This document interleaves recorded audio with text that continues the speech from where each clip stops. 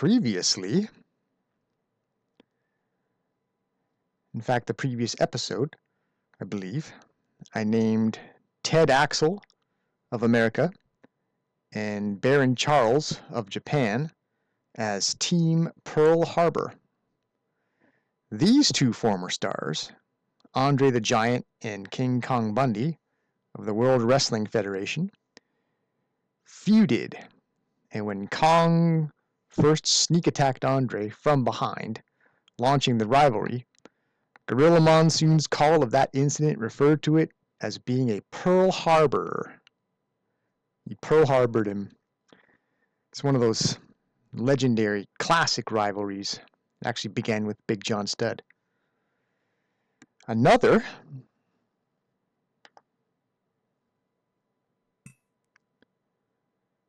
featured these two men. This is the answer to the Mega Powers trivia from before. Macho Man Randy Savage, after a strong villain run, formed an unlikely team with hero Hulk Hogan. And when they inevitably fell out, the Mega Powers exploded.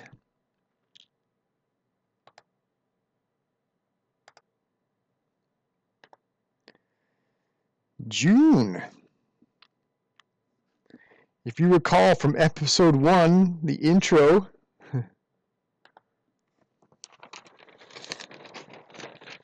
we are 1 month away from Canada Day.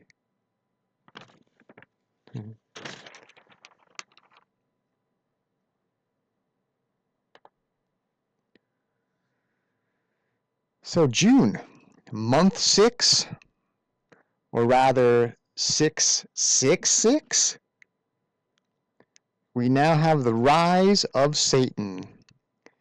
We see here Team Satan. Let's examine them, shall we? The leader of the faction is Stanley Adams, the General. So he's got an S trust. So that's great. Seems like a lot of the guys who sign out of free agency, they tend to have. There's a tendency for them to be S, but it's not necessarily that way. Popularity A. So apparently he's a well-known villain and he brings in a crowd. I don't know if they like him. Supposed to be a villain in theory. Showman style, so not our style, but his partner, Will Stewart, Satan's foot soldier, he is strong style. So that should help get some good match evaluations.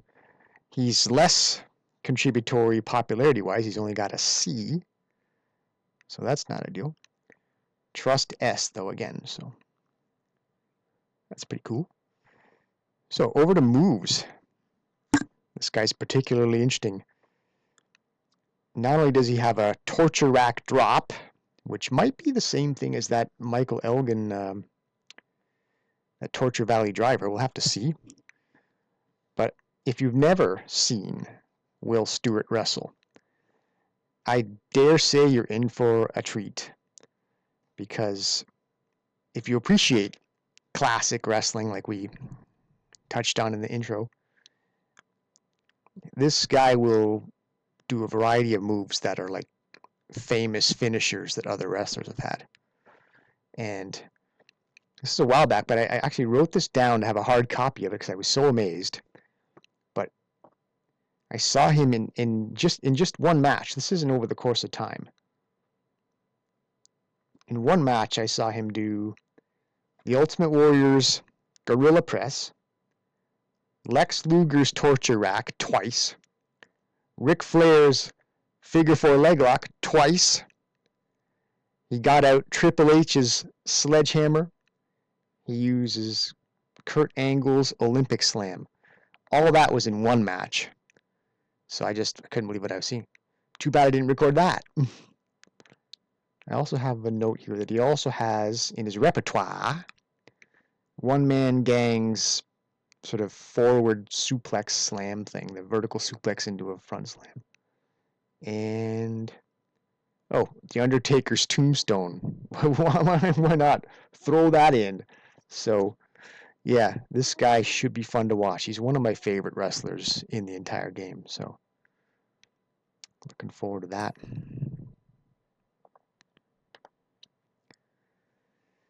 And they shall need opponents.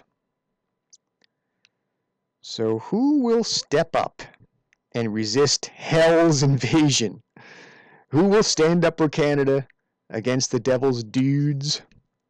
Well, two men have put aside their differences, having settled it in the ring one-on-one. That brings us to the fallout from Team Blue Canada explodes.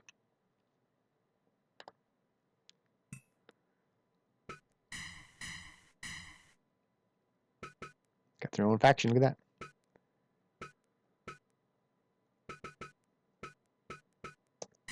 Okay. So Kenny Omega, having learned his lesson the hard way previous month, that the awesome strength of the Wolf is not to be slighted, Kenny has gained renewed respect for his former partner, realizing it really does take a joint effort to be successful in tag action. It really is the sum total of the overall team effort that ultimately leads to the result, and so the two have decided to rise above the rivalry and reform Team Canada Blue.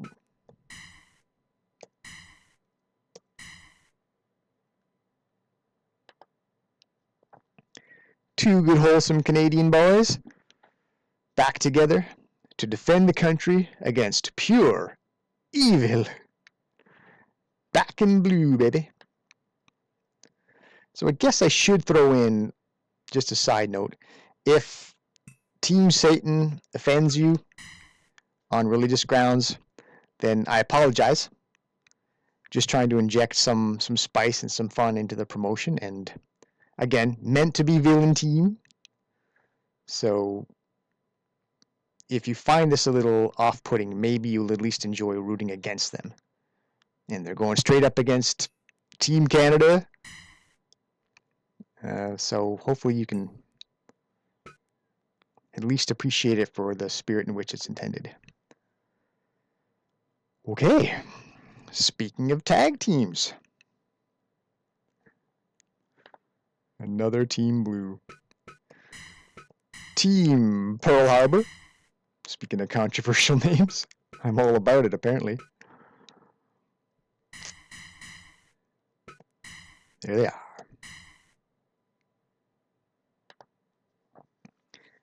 Team Pearl Harbor, who surprised nobody in the tag title match last event.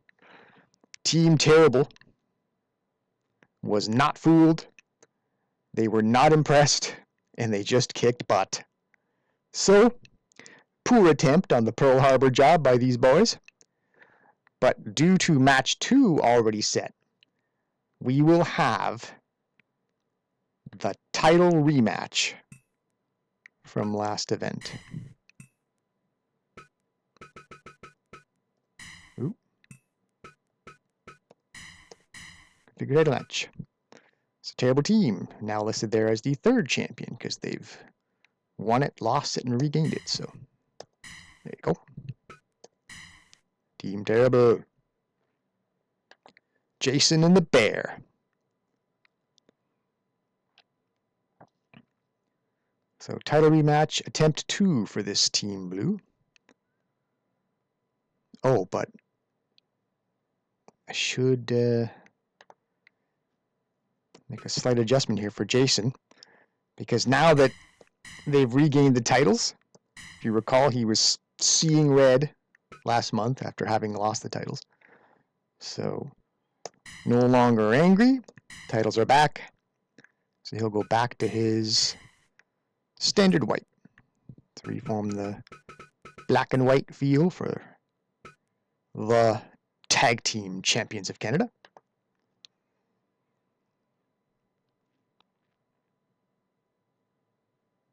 All right. So, speaking of title matches, this is kind of exciting.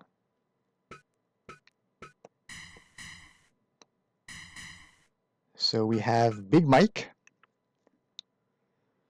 who now has popularity A. I don't know if we really dwelled on it before, but he had B. And so last month's main event, in which he won, that I guess has the people convinced. And they want to see him wrestle. And he's going to ride that momentum into long-awaited, much anticipated rematch.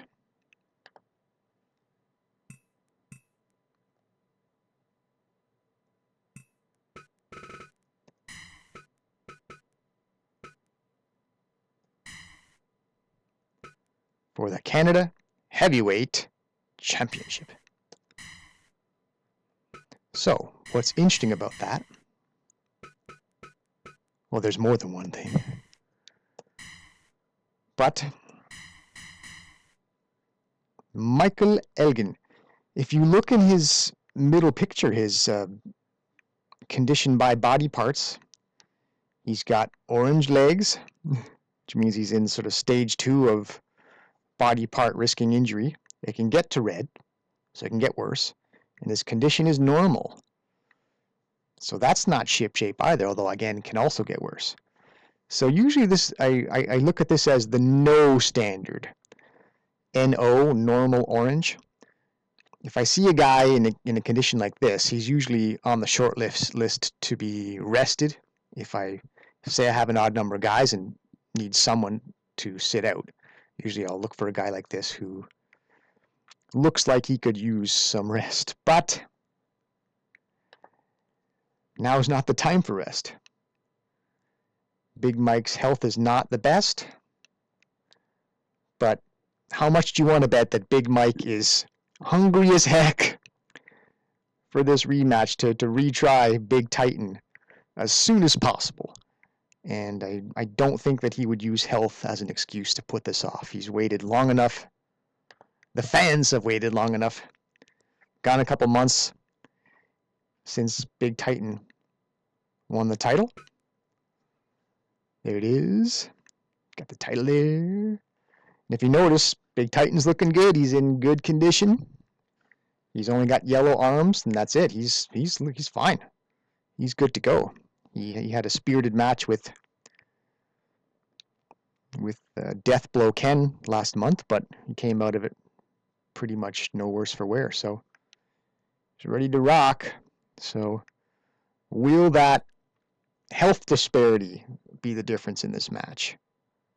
Big Titan's as good a condition as you can hope for. Big Mike, there's some questions there. But again, I think Big Mike is not at all interested in waiting around for that much anticipated rematch. And lastly, the main event. We will rematch the UFC style fighters, which will be Ken and the Black Dragon God. I think what I'll do,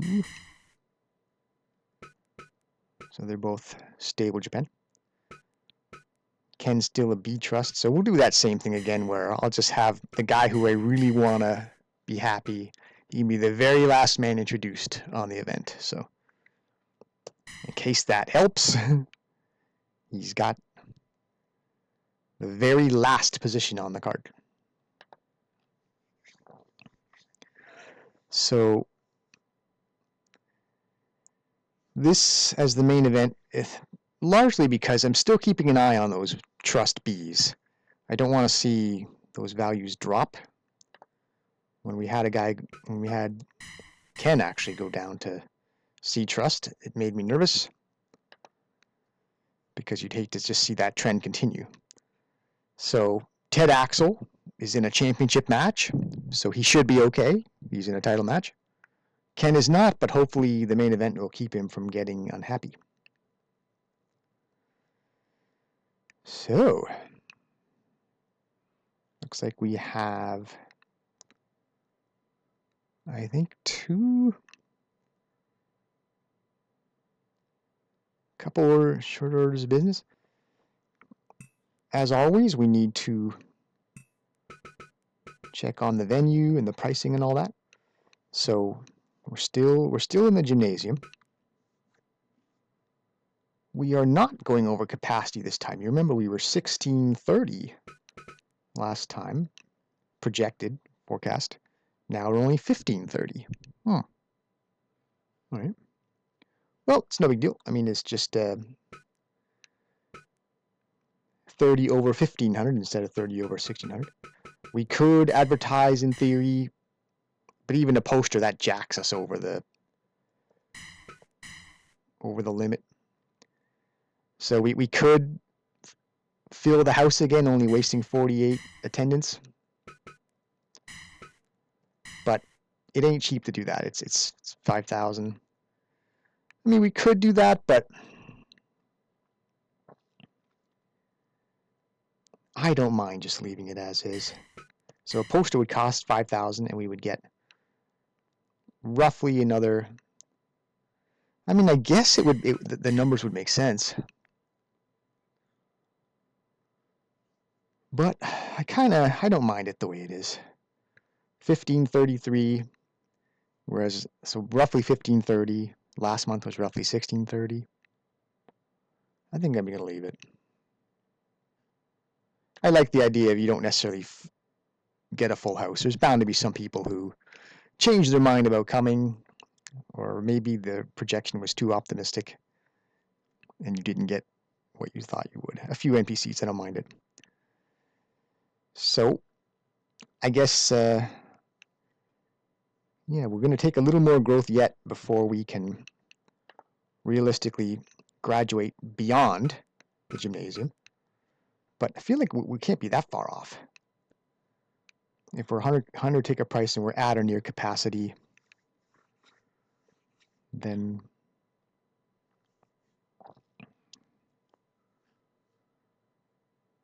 the next step is to increase the venue size. Oh, right. The reason we sold out last month is we had the grudge match. We had the rivalry match. Okay, all the more reason why we should not sell out this time. A little short of a sellout. I'm thinking financially I probably should run a poster, but I think for story reasons, because we don't have a grudge match this time, then maybe we don't get the same attendance. So I'm humming and hawing here. I'm having difficulty deciding, because I know full well that an extra 67 people gives me an extra $6,700 revenue, which makes it worth putting in 5,000. As you might have seen in the top right, the expenses change. Like it's 5,000 to do a poster. Would get me 67 extra fans times 100, 6,700. It's an extra $1,700. Why would you throw that away? So, but the point, I guess the bottom line here is that we're getting to that point where it's starting to make sense to at least look at advertising. And the more I think about it, maybe the venue should sell out this time, because although we don't have the rivalry match, we do have the hotly anticipated title rematch finally between Big Mike and Big Titan. So I feel like that is a pretty solid excuse that it should sell out. If Deathblow Ken can sell it out, challenging Big Titan, then the rematch we've waited more than 1 month for the heavyweight title should sell out. I've convinced myself. It took a while, but I got there. We're going to advertise. We're going to run the poster for 5,000. It's going to get us minimum 67 guys. Because as we've seen, you can go over capacity. I don't like that they let you do that, but in this case, it would only be 48 extra people. But I think we will get the money for it. We still will get ticket price value for it. So, I mean, this is a case where if I don't put a poster in, we really are just throwing money away. I've got $100 some odd fewer viewers. Why would I just choose to not gross that money? So yeah, fair enough. We're going to have another sellout. I am going to go, so see, with a small haul 1648, so it's only 48 over, and we should get credit for it. So we are going to run the poster. Is this our first advertising? I believe so. Why not? So there's the first. So I think I'm happy with the matchups. Team Blue Canada's back to face the encroachment of evil. Team Pearl Harbor gets their tag title match. Big Mike, Big Titan finally rematching for the Canada Heavyweight Championship. And then the MMA dudes. One thing I like to do, just at a glance, just to make sure, I'll check my roster at the top there, and check all, and just sort of cycle down. And if I see nobody highlighted, I know I haven't forgotten anybody. It's a small thing, but it helps me sleep good at night, as Al Pacino said in Scarface. So yes, we're definitely done with this now. My apologies for how long I've dragged this out. I might have to trim this a bit in editing because I rambled a little bit, but I'll play it back and I'll see if I think it's amusing for the viewer, maybe to watch me go through an insane process and exercise in being mentally not well. No, screw that. That's just the way the brain works. I thought it through. I reasoned it out. It makes sense. We're doing it. Leave me alone. Okay, so here's the last order of business before we get to the matches. This is a big thing. This is a progress note. This is for our promotion. So if we go, we haven't visited this in a while, but records and help on the left there. Promotion stats. So check us out there. In the top, we probably mentioned this in episode 1 and not since, but popularity in America. We've now graduated to C popularity. C, we are now C. So that's kind of exciting. So we have officially graduated from being anonymous as a promotion. America now sorta knows who we are. So that's pretty cool. And again, the next step is to graduate beyond this 1,600 capacity gymnasium, but we'll get there. We'll get there. Just have a little patience. Okay. Pretty sure we're good. Proceed.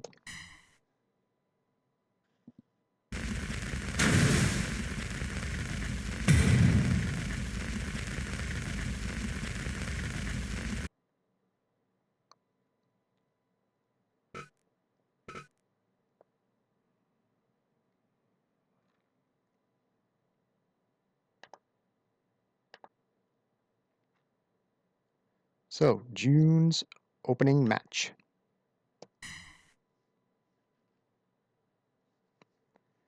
So, 2 notes. The one is I actually went back and I redid the event allocation, the matches, just because it was only after I realized, only after I moved on did I realize that both Ken and Black Dragon God actually wrestle a stoic style, which I think I pointed that out before. So they need to wrestle a stoic match, I think, logically. Because why just go against the grain and just risk a turkey match because I'm trying to make both these guys change at once.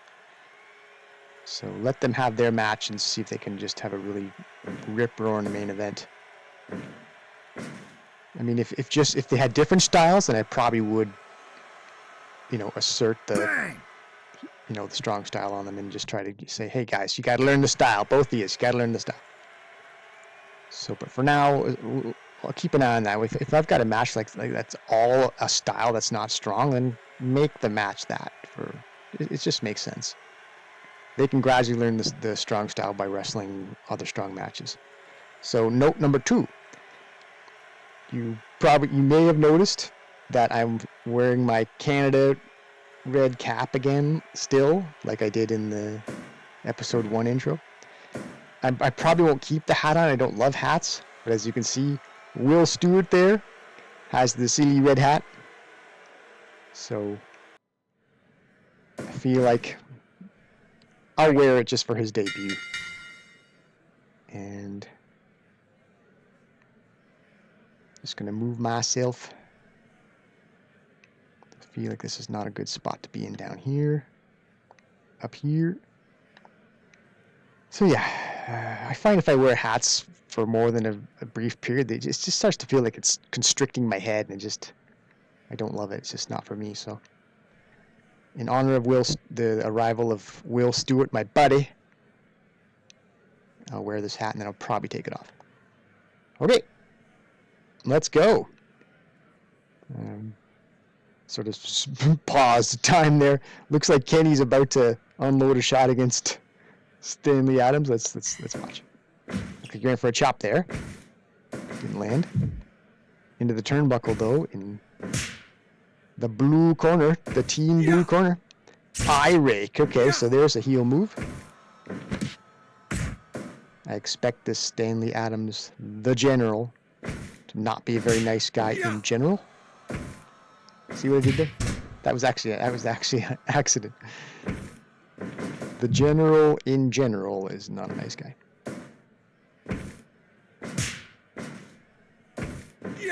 And there you go. I was about to say, could I give an example? No, just give it a moment. And we just saw it there. Bit of a low blow. Kenny goes for a high blow. And rather than take any more of those low blows, he goes, maybe I can get the pin here and that'll be the end of the low blows. But nope. I'm guessing since the General has an A popularity, he's been around the block a few times, he's not about to get punked out in the first couple minutes unless something bizarre happens. Torture grinding elbow into the side of the head. Body slam. And here we go. First appearance of the Red Hat Express. I don't know. We probably won't call him that. Will Stewart's in the ring. Nice Scottish name, Stewart. I have Scottish descent in me, heritage. Oh, Wolf Hockfield is going after Stanley Adams. He didn't get enough of him. Grabs him, and he's going to vertical suplex him into the ring, but no. Stanley rolls over the top there. Avoids the impact, but still eats an elbow. And there, Will Stewart's a strong guy, but Wolf Hockfield might be stronger. Though look at the ripplage in Will Stewart's arms. In any case, the vertical suplex attempt was reversed. Not hard to see how Wolf Hockfield is not about to be manhandled. But give it time. It's early. Because in theory, you would suppose there's a test of strength there, won by Wolf. I mean, in theory, bigger moves should be harder to pull off in the early going because both men are fresh, right? Logically. That's why in the olden days, anyway, a lot of times a match would begin with, arm drag takedowns, hip tosses, things that are just, not devastating, but easy to get in. Easy moves to execute early on. And then as the match matured, eye poke there by Will Stewart. Foot soldier. As the match would wear on and guys would get worn down, they'd be more susceptible to some of the bigger power moves. There's a power move for you. Ripping, blasting clothesline by Satan's General. Kenny Omega responds with a DDT. That's a pretty good reply. Kick to the back. 5 minutes gone. 5 minutes gone. By our female announcer. If you have a suggestion of what we should call the announcer, maybe has a fun chicky name we can give her, leave it in the comments. Come up with a name. And my apologies for the word chicky. If there's any female viewers, that's a little sexist. I'm sorry. I'm just trying to be entertaining if I can. And okay, that was entertaining. The assisted power bomb. Now that's some good, wholesome tag team action. That's what you should try to do more of. Word to the wise, tag teams, is utilize the 2-on-1 advantage while you can. 1, Meanwhile, Will Stewart has been thrown out of the ring, but he's not going to just take that lying down. He grabs for a kendo stick, but Kenny's there to break it up. 5, Body slams his man. Kendo stick goes flying. 7, We might have a vertical suplex. 8, Oh, we have that one-man gang 9, forward faceplant, and now he's got a baseball bat. 11, These are getting a little more serious.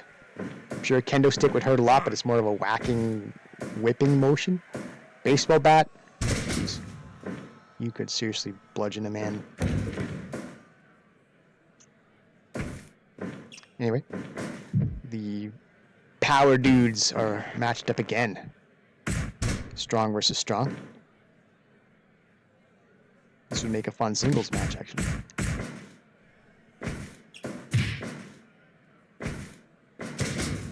Hip toss, takeover. Headlock, hip toss, takeover. By Will Stewart. Approaching the 8-minute mark now.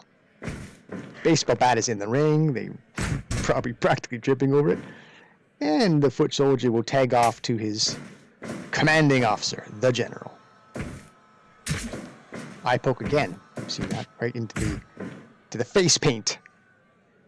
And Wolf Hockfield says, I need to recover my eyes, thank you. We'll see a double team here. Oh, we've seen this before. Golden Trigger! Kaboom, big double knee. Hooks his man into a pin on the baseball bat. 2 count only. Will Stewart's interference wasn't really necessary. And flings Kenny Omega into his partner. A little bit of misdirection there. And the double arm. Pile driver DDT. Shooting star press. I might have missed the call on that in previous matches. My apologies. Shooting star press. Very cool move. Seems to me Billy Kidman used to do that. Possibly off the ring apron onto the floor, if I remember correctly. Does that sound familiar to you? Ring me up with the comment if that makes any sense to you. Anyway, again with that double arm DDT. Oh, here we go. Gorilla press. Gorilla press by Will Stewart. The awesome strength on display, and it's disrupted by the other man with awesome strength, Wolf Hockfield. Saves Kenny from a more serious impact. Instead, he just sort of fell instead of getting slammed down. Vertical suplex. Speaking of getting slammed down. And now the giant swing. Will Stewart's not the only one with a headache right now. My stupid baseball cap is starting to irritate me. I almost guarantee it's coming off. Unless there's a significant pause between when I air, between when I run matches 1 and 2. No, very good chance of taking it off. As his man stunned. Ooh, look at that. Flying dropkick. One of those forward dropkicks. They classically, guys would do like a sidelong dropkick, like he'd sort of be sideways in midair, as opposed to just, landing flat on his back after impact. Anyway, we're deep into the corner of Satan here. Satan's corner. Senton rolling splash. And we have a body slam and out of the ring at this 12-minute mark. 1, 2. And the strong men will mix it up while they wait for the general to get back in.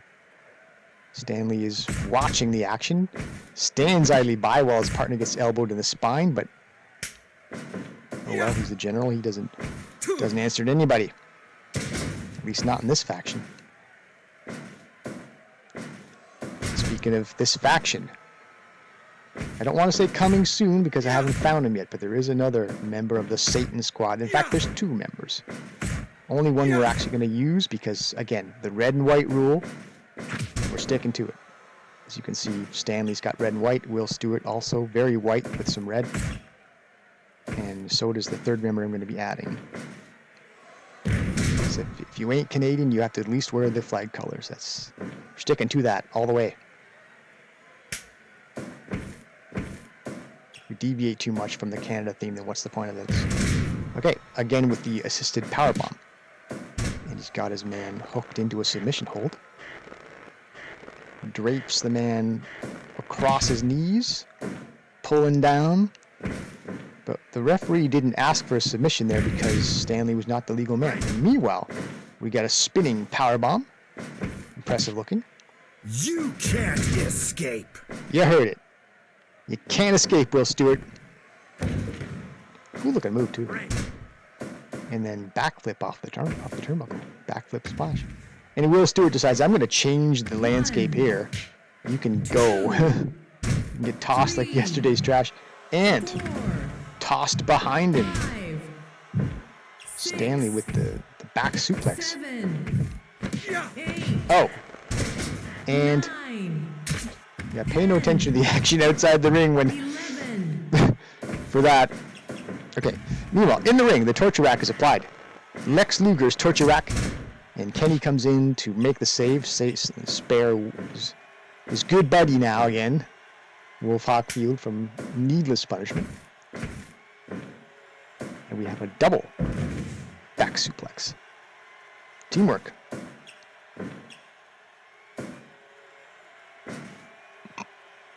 After you tag and you're in transition, you do have a legal pocket of time to double team.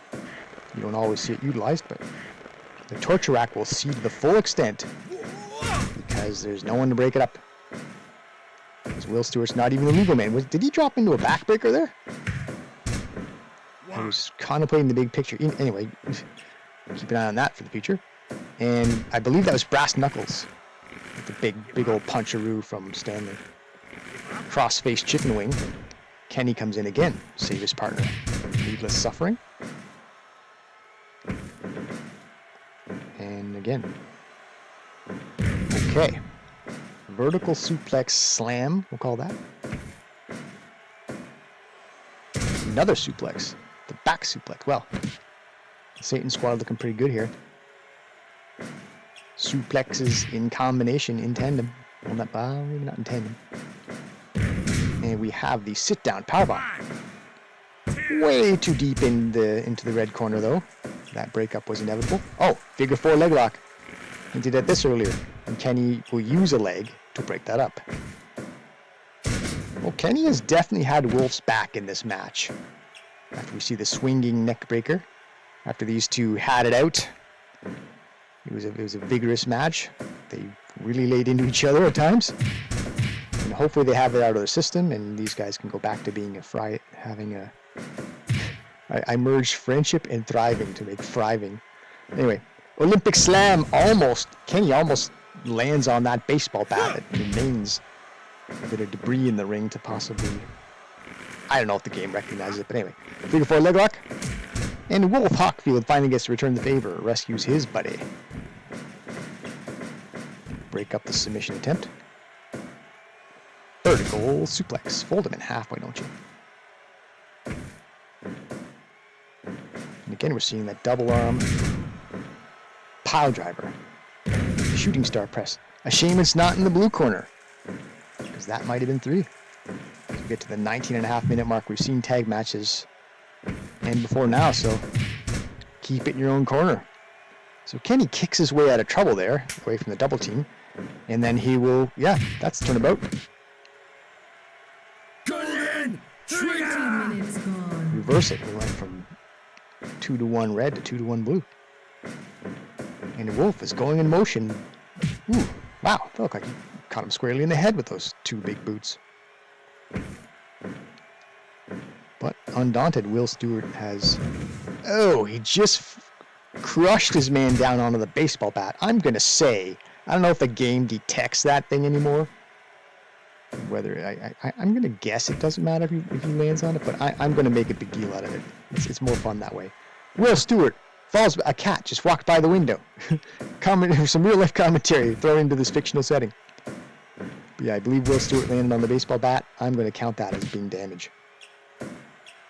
And still watching the cat out of the corner of my eye, but that was probably a double arm suplex by Wolf Hockfield. That high kick misses, and as he was spinning around, he literally got his ass kicked. Will Stewart kicked Wolf Hockfield in the buttocks. And Wolf's not amused. He responds by throwing Will Stewart out of the damn ring. Oh, and how's that for a response? Just a straight up kick down low. 22 minutes. So holds his man, no tag made, so that really should be illegal. Your guy from the apron shouldn't just be able to outright interfere. Like when it's one thing you seem to be permissible to interfere when your partner might be about to lose by pinfall or submission.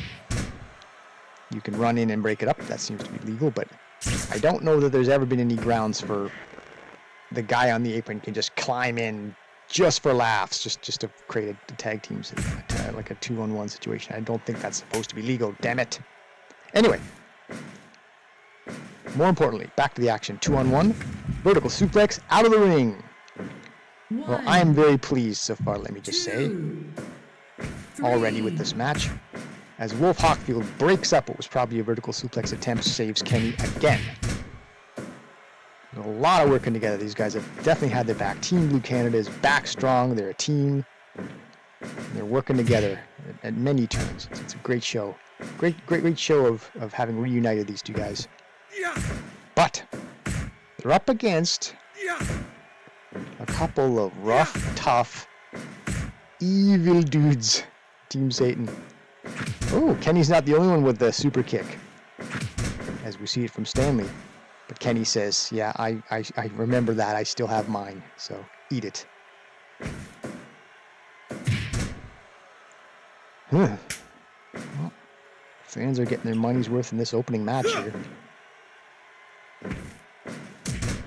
Kick to the back of the leg. Backflip into a pose down. And then drop kick the guy while he's still in the daze. And another pose.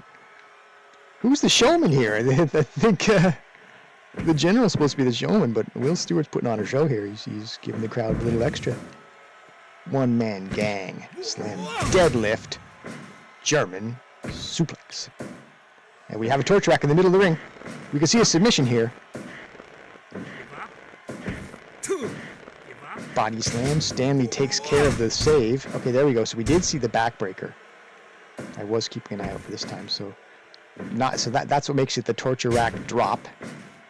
Is you actually bring him down from the torture rack drop him into another move. And I think we might have seen a reversal into a DDT there by Kenny. Or a counter DDT. Ooh, look at that teamwork. Oh, that was some of the best teamwork we've seen. The elbow shot followed by the clothesline. Working together. Body slam onto the baseball bat. Clotheslines his man down. But Will Stewart tries to break that up with an eye rake. Buys himself an opportunity to tag out. And now, Team Red Corner will get some tag action in there. Some double team action. Double drop kick. Has that been the first double drop kick of this entire promotion? I'm not sure we've seen that yet. I mean, it tends to take high flyer, agility type guys to want to even do that move. Crossface chicken wing. So each member of Blue Team have been tested with a submission, and oh no, this is not what Team Blue Canada needs. For what I guess it's the fourth time now, Wolf Hockfield has been, and he's not even breaking it up. The referee should be telling him to release the hold.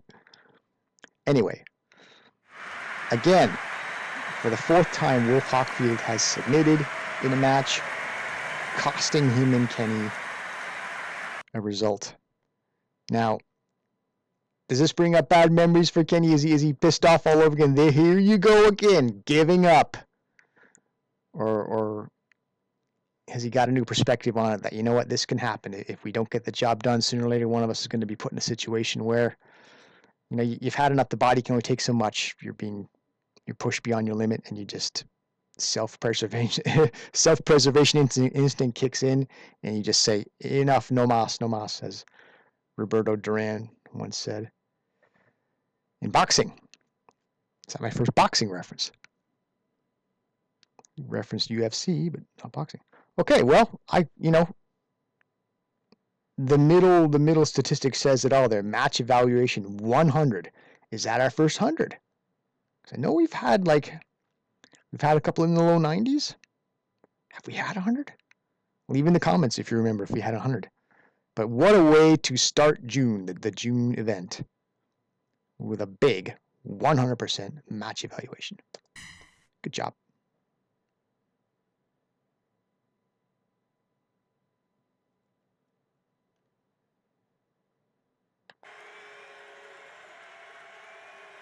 Match 2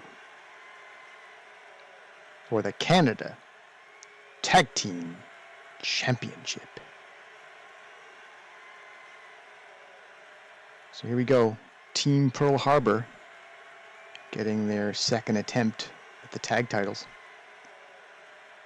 Came up short the first time, but I seem to recall they did well enough anyway. They seem to be in it.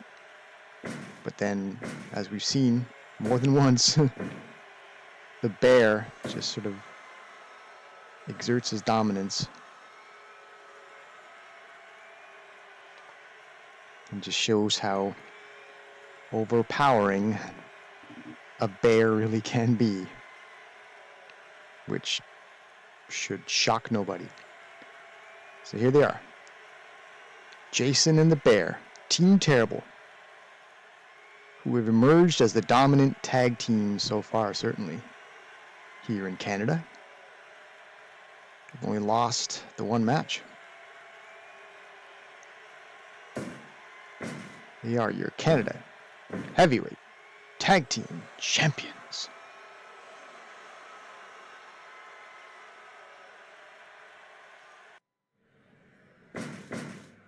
So we start out Bear versus Baron, and the Bear goes for the record there. Tries to get the earliest conceivable 3 count.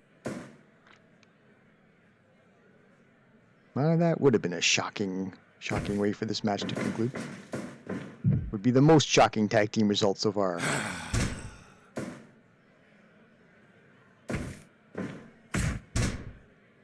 Big forearm smash. The Baron tries to return the favor. So we're near the ropes here. Might someone get tossed out? So big move planned early. Well, I called it. It looked like the Baron was going for some sort of pile driver, power bomb, something like that. And it was countered into the backdrop out of the ring. But, you know, sportsmanlike by Terrible Ted to not chase his man outside. So now we're into blue corner here. Perhaps the challengers can utilize some 2-on-1. Here not. No tag made. We've gravitated away from the blue corner. Test of strength. Well, looked like the Baron had the upper hand there. And then Terrible Ted sort of broke that up. So the mount occurred there into a roll-up pin scenario. It's all a bit early for a result. And now both members of Team Pearl Harbor in there. It's a little miscommunication.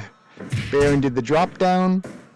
Maybe he thought we'll take the Bear by surprise. He'll get attacked by Ted Axel. And it just didn't work out. Collision. And Terrible Ted makes the tag. Both members of Team Terrible in there. Back suplex into the corner.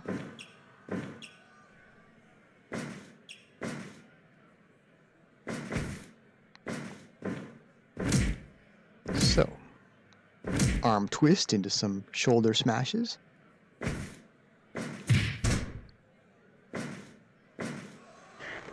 So we've continues to be a story. When is the $50,000 man gonna pick up his first win?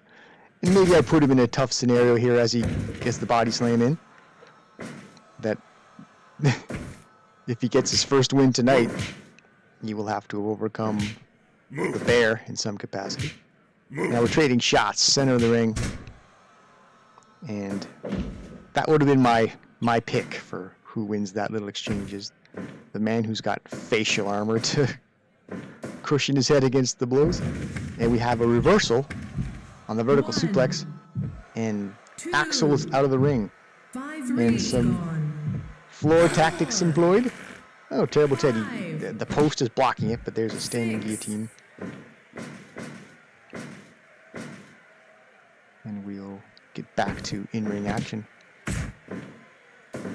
There's a elbow to the thigh. Looks like Axel's trying to set up maybe some long-term wear down on the limbs of his opponent.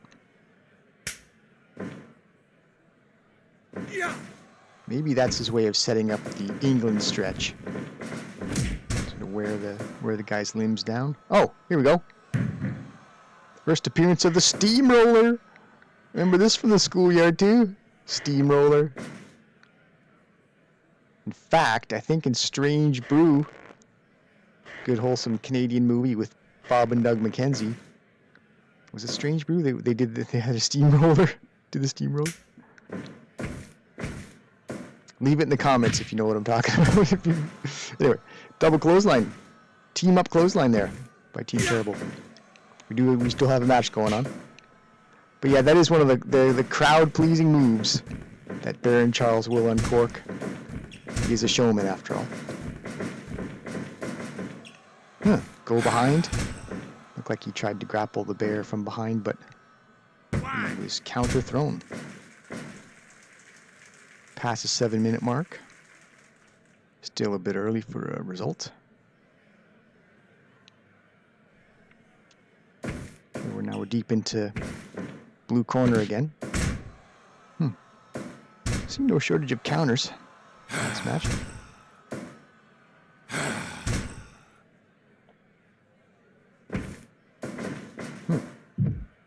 So the bear is flung into the blue corner.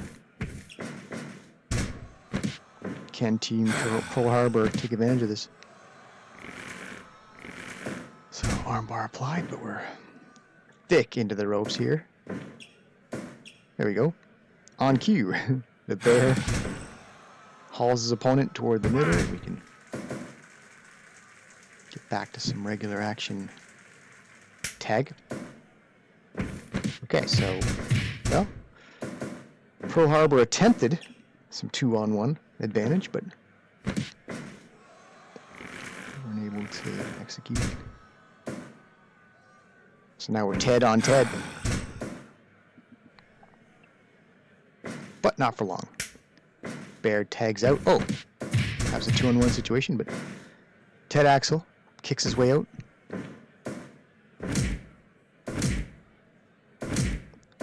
Some more wearing down of the arm and shoulder area. We're approaching 10 minutes.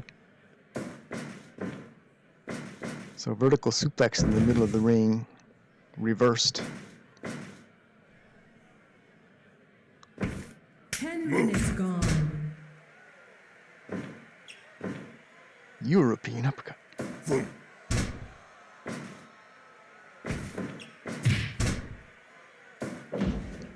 Stomp to the spine. Clubbing blow. Clothesline. Okay, well, Jason seems to be controlling the action right now, but then we had the drop toe hold.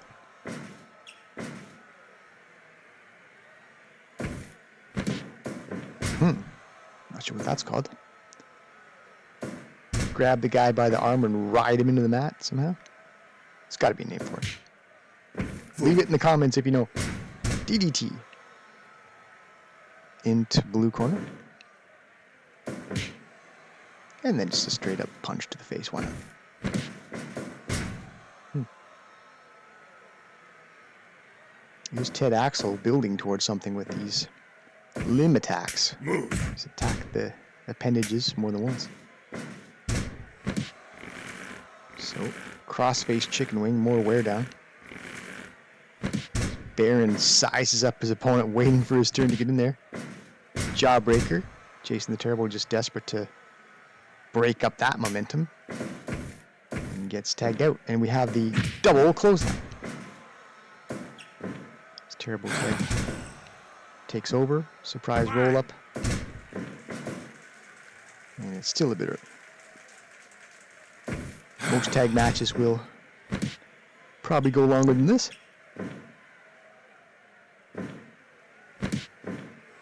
Barring some abrupt finish.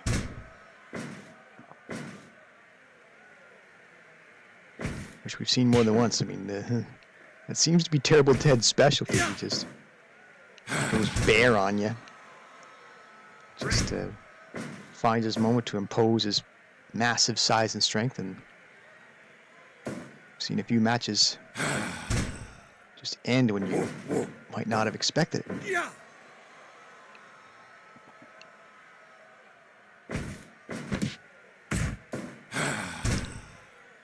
Oh, here we go.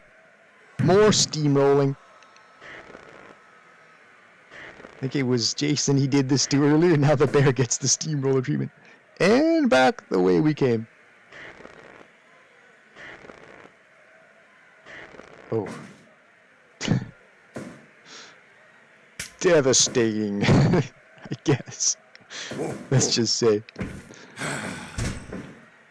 That should be moved. The bear should have actually the steamroller, just something to just use as weight. Just so this I believe is Chair's illusion. We might recall that from the profile. It's a ploy to try to cheaply gain a disqualification victory. It didn't really materialize though. We'll see it again at some point.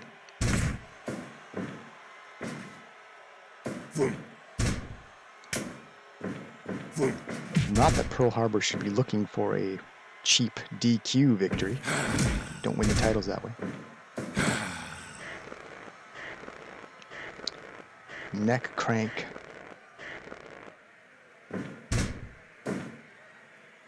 This is bad country to be in, terrible territory. And Jason flings his man. 1, 2, And he's following up. 3, Following up a double axe handle. 4, Club his man while he's out of the ring. 5. Result of match 2 for the tag titles. Edited down for time, plus the remainder of the match fell flat. You missed nothing terribly interesting, so for pacing, we'll move things along. The finish, we see again the wrestling bear, this time with the neck crank, again on Baron Charles.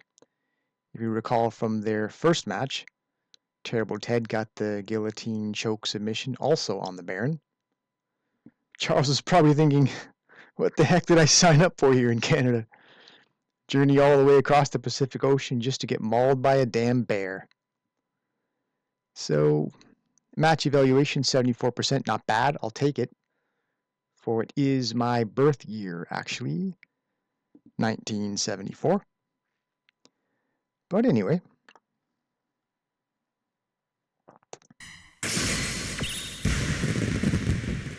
Still, Canada's tag team champions, Team Terrible.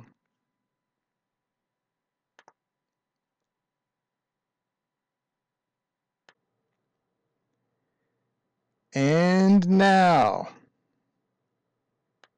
the match you've been waiting for, the match you've been waiting months for,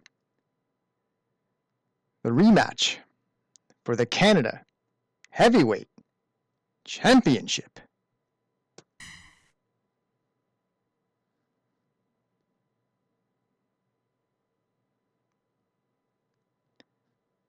So the talk leading into this contest is the health of Mike Elgin, Big Mike. He's not in the best condition. But he need to be at his best. He's going to win this championship. Because Big Titan seems to be at the top of his game, at the top of his conditioning.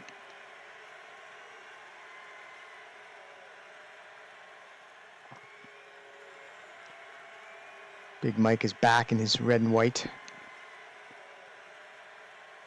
He took a brief time in blue, but now he's back in the Canadian colors in anticipation of Canada Day on its way.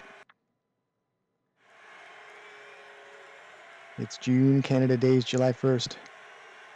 And will he be champion when the new champion, when that day dawns? Or will it be this man? He is your current reigning Canada heavyweight champion, Big Titan. This is his first title defense against Mike Elgin. This is the first time they faced since Big Titan won that title in that fateful third match they had. Fight. Here we go for the biggest prize in this promotion. They lock up. Chop to start. Big boot. Yeah. Big Titan asserts some physical dominance there with a body slam. Test of strength. Gets the better of that too. Clubbing blow, stomp to the spine. Again with that body slam. Throwing a lot of weight down. Yeah. Okay. Just a minute in, so we won't see a pin, but it's been a body slam fest so far by Big Titan. That's been the move of choice. And then he eats a body slam in return. Will Big Mike go after him? Yes, he will, but Big Titan says, no, I'm not going to let you follow up on that momentum. I think you're Big Mike. You were probably thinking, do whatever it takes to get advantage here, because this is for the championship. Clothesline into the corner there. Elbow drop across the beard. We're back in the corner now. Oh, okay. Wraps one leg around the ropes and works away at it with boots to the inside of the leg. Big Mike kind of telegraphed that discus strike there. Another body slam. That's been the strategy, just to use the man's weight against him so far. And the vertical suplex out of the ring. 1. Big Mike takes a tumble. Has not been his match so far, the challenger in the first 3 minutes. Arm breaker. Yeah.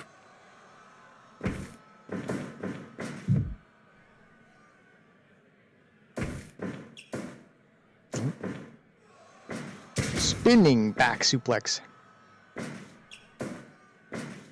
The champion looking good. In these early minutes, testing manhood, trading shots back and forth. Big Mike gets the better of that exchange at 4 minutes. He'll need to get the better of quite a bit from here on out. He wants to regain the Canada Heavyweight Championship. Boston Crab. There's that exploder. Big Titan. It's his signature move. That's what he used to polish off Deathblow Ken 1, last month 2. in his first title defense. And then 2.9, he nets himself in this second title defense. And there's the vertical suplex. Posing to the crowd. He says, this is my match. 5 minutes. It's been that way so far. Drop kick on the dazed Mike Elgin. Yeah. And it just seems like Big Mike just has been out of sync here. I think could be that those health questions are factoring in. Now we get the Titan death drop into the turnbuckle area.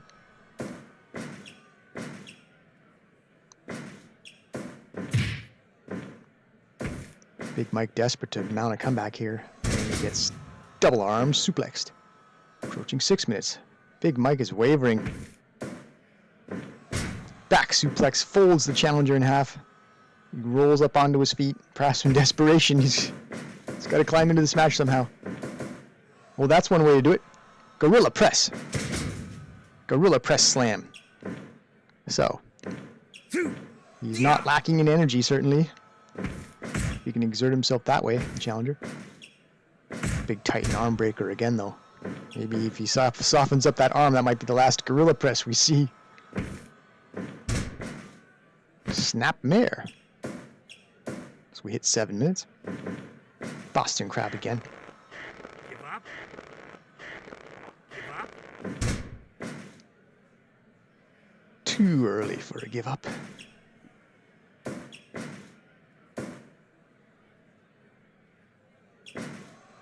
Spinning back fist. Misses, but he does land the snapmare into the Boston Crab again, so he's trying to wear down the back. He's gone to that several times. Will that pay dividends as the minutes unfold? Big Mike needs to catch his breath, though. Backs into the blue corner. Comes out strong, though, with a body slam. 8 minutes. He's in motion. Oh, Big Mike went for the clothesline. When did he backdropped? Into the turnbuckle. Titan in motion with the clothesline. Clotheslines him into the turnbuckle. Yeah.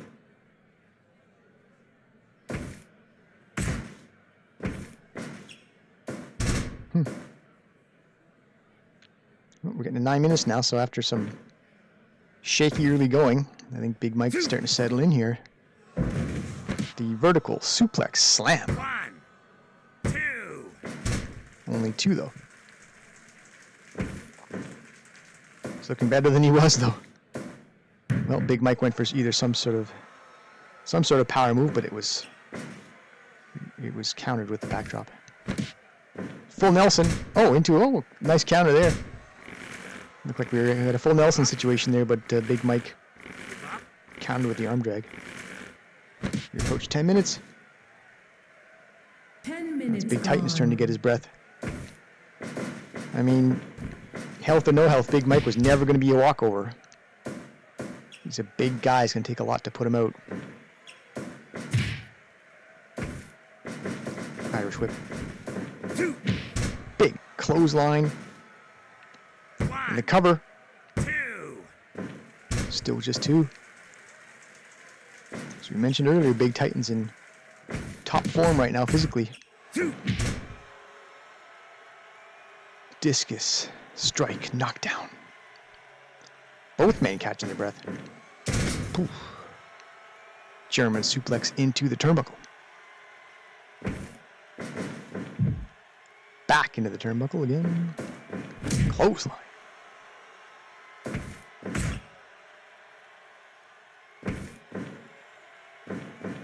Well, we might have had the delayed vertical suplex. Instead, we get the reverse by Big Titan out of the ring. 2, And Big Titan doesn't mind going after him. 4, The happenings inside the ring were a little bit too even of late. 7, Big Titan's thinking, I'll follow up on this out of the ring. 9, And he does so with the Titan death drop onto the floor. 11, Yeah. Oof. German suplex holds onto him. Yeah. Three German suplexes, but we're in the ropes. 2, We'll break the vertical suplex slam 1. into a pinning combination. 2.9. Big Mike is that close to being champion again. Into the Gorilla Press slam. Yeah. Does Big Mike have it in him to become the first ever two-time Canadian heavyweight champion? Eats a big boot in the face there for his efforts. Again with the Gorilla Press. We've seen this a few times. Into the power slam. 1, Is this 2. for a championship? Oh! 2.9. What a spectacular way to win back that gold. Yeah. If he'd done so right there in the center of the ring. Elgin Bomb would do just fine as well. 2. Devastation center. 2.9. 2.9. Big Titan's not out yet. And he comes back with spinning back suplex. Both men have come razor close. We will see a first here, either our first two-time champion or Big Titan will 2. have his first title defense victory over Big Mike.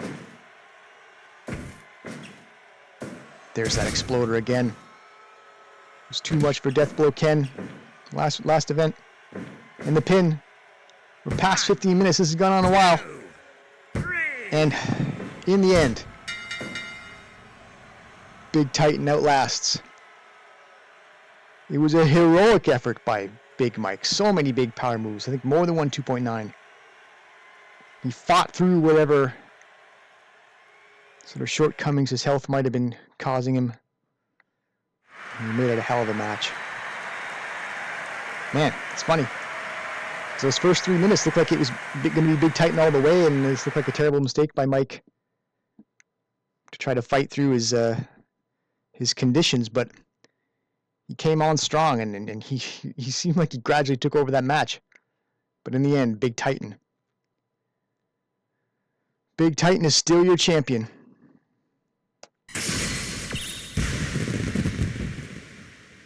Canada, heavyweight champion. But for my money, this does not diminish Mike Elgin's contendership, because it was razor thin by the end, and there was that health issue, that sort of like the yeah but. As long as there's a yeah but, there's grounds for rematch. So I think we can pretty much guarantee we will see this match again. It's just a matter of when.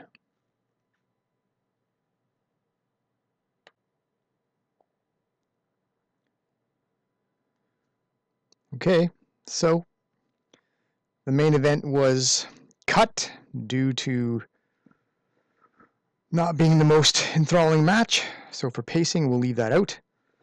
But what's important is, within the frame of contendership, the Black Dragon God has won the rematch. And so he's even up with Ken in the MMA series, if you want to call it that. So the Black Dragon God has made a case for possible title shot down the road.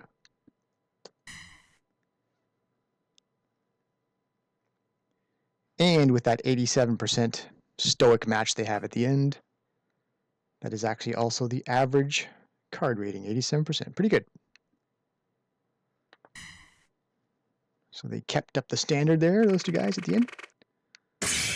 1682 capacity, 6 from 8 is 2, if you know your subtraction. Not important. Again, a numbers thing. Great success.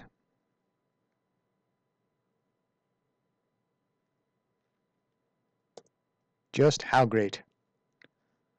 You take a look at the money. So there you go. The income, top left. More than 4 times the expenses. So we just improved our assets significantly from 200,000 to 328. So the journey to someday maybe being the top promotion has begun, as we are now noticeably profitable and putting out a pretty good product, understandably.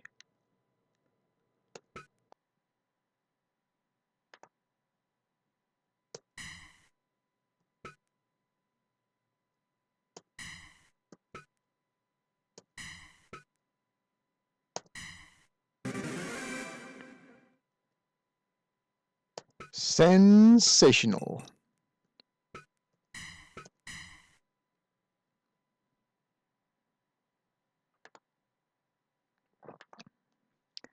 As we approach July 1st being Canada Day, we'll have a very special event. Just how sensational will the Alan Hawkins debut be? Find out in episode 7.